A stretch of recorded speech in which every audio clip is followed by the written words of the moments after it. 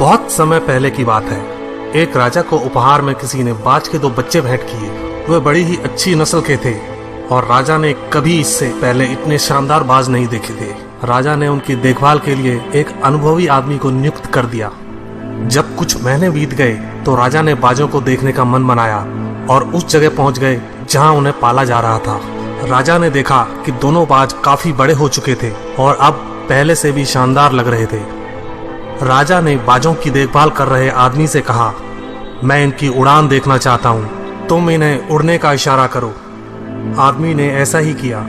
इशारा मिलते ही दोनों बाज उड़ान भरने लगे, पर जहाँ एक बाज आसमान की ऊंचाइयों को छू रहा था, वहीं दूसरा कुछ ऊपर जाकर उसी डाल पर आकर बैठ गया जिससे वो उड़ा था। ये देख राजा को कुछ अजीब लगा। क्या बात है, जहाँ एक बाज इतनी अच्छी उड़ान भर रहा है, वहीं ये दूसरा बाज उड़ना ही नहीं चाह रहा।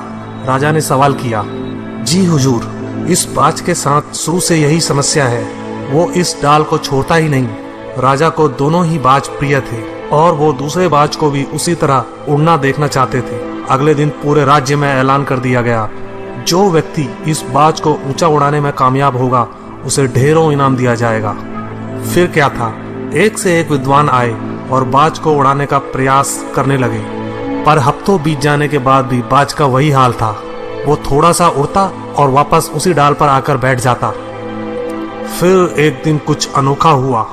राजा ने देखा कि दोनों बाज आसमान में उड़ रहे हैं। उन्हें अपनी आंखों पर यकीन नहीं हुआ और उन्होंने तुरंत उस व्यक्ति का पता लगाने को कहा जिसने ये कारनामा कर दिखाया था।